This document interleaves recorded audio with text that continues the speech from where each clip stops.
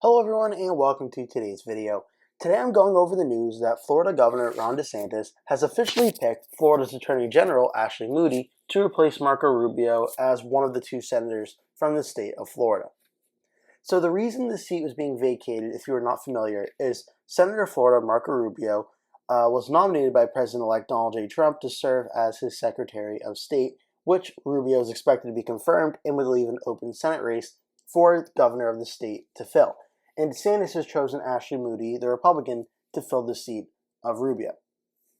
Governor DeSantis said on Thursday in Florida that he named Ashley Moody, the Republican State Attorney General, to replace Marco Rubio in the U.S. Senate, elevating a close ally to Mr. Rubio's seat after he was confirmed as President-elect Donald J. Trump's Secretary of State. Quote, "I wanted somebody with a demonstrated record of delivering results," Mr. DeSantis said in Orlando before announcing Ms. Moody as Mr. Rubio's successor. The announcement came one day after Rubio's confirmation hearing before the Senate Foreign Relations Committee went smoothly. He's expected to win confirmation easily in a vote of the full Senate. Moody, like Governor DeSantis, was elected to statewide office in 2018 and re-elected in 2022. She had been seen as a frontrunner for Rubio's seat, appearing by DeSantis' side at recent public events in which she and the governor endorsed the incoming Trump administration's hardline on immigration. Moody, 49 years old, is a fifth-generation Floridian.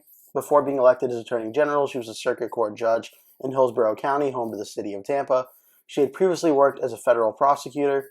Moody and her husband is also a law enforcement officer, and they have two children, two boys. Though several Florida members of Congress were interested in replacing Rubio, DeSantis made it clear earlier this week that he was not inclined to select any of them for fear of leaving the House Republicans with a too narrow majority in the chamber to actually get any of President Trump's agenda passed. After Trump tapped Rubio as Secretary of State back in November, a lot of Republicans floated the idea of Laura Trump, President Trump's daughter-in-law, who served as the RNC chairwoman for the Florida Senate seat, but DeSantis did not warm up to that idea, and Laura Trump withdrew her consideration from the seat last month. Moody would serve in the Senate until an election is held in 2026, and DeSantis will also be term limited that year as well. Moody, for a while, was seen as one of the Republicans potentially running for the 2026 open governor's race in Florida. Now, it is very, very likely she will not be doing so.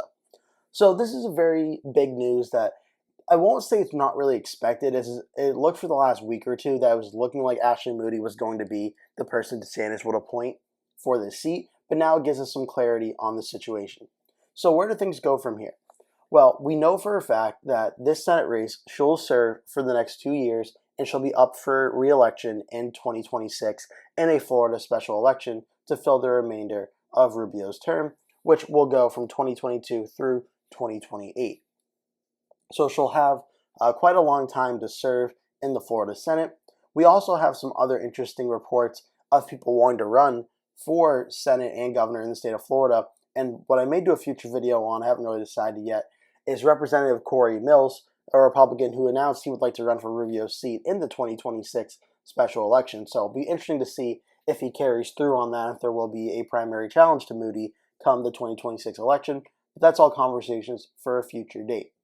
What's important to look at now is how the state of Florida has trended in the last few elections. We just saw the 2024 presidential election. Donald Trump won the state of Florida by over 13 points. Back in 2020, Donald Trump won it over Joe Biden, by about 3 to 4 points. In 2016, it was won by Trump over Hillary Clinton by 1.2. So this is a state that has moved a lot to the Republican side in the last few elections. And we did also just see, if you look at the 2024 Senate map, Rick Scott also won his race against his Democratic opponent by 13 points. And if you want to look at the 2022 race, Marco Rubio won his race over his Democratic opponent by 16.4%. So this is a state that's becoming borderline between a safe Republican state and a likely Republican state, depending on what your personal ratings are. Mine, I have anything with a 15% margin of victory or more listed as safe. So Rubio won Florida by a safe margin in 2022. Rick Scott just narrowly won it in a likely margin in 2024, just 2% more than it would have been a safe Republican win. As for what Moody's prospects are going to be in 2026, obviously it depends on what candidates the Democrat put up, but I would highly expect this race to be just on the edge, like with Rick Scott, of being either a safe Republican state or a likely Republican state. I can look at the Senate map for you now, where right now Republicans start off with 51 Senate seats. For 2026, Democrats start off with 45.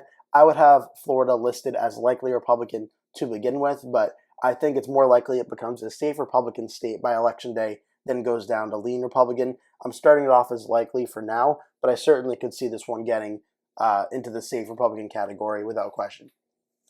So that's where things stand right now. Ashley Moody has officially been selected to replace Marco Rubio in the United States Senate. This is one vacancy they have in the Senate in Florida and in Ohio, and now Florida is officially filled as we wait for news about what is happening with the Ohio Senate race that will be vacant due to J.D. Vance serving as Vice President. I hope you enjoyed today's video. Make sure to give the video a like and click subscribe to my channel so you get more updates like this one as I do going forward. Thank you so much for watching. Hope to see you in a future video. That will do it for today's video. Thank you so much for watching. If you enjoyed the video, please remember to give it a like. And if you really liked it, please remember to click the subscribe button. And make sure you turn post notifications on so you always get notified when I post a new video. That way you never miss one. Also, please remember to share this video with your friends and family if you really like the video. And remember to stay tuned because I'll be posting at least one video every single day leading up until Election Day. So I'd really appreciate it if you keep coming back and watching those videos. Thank you so much for watching, and I hope to see you in a future video.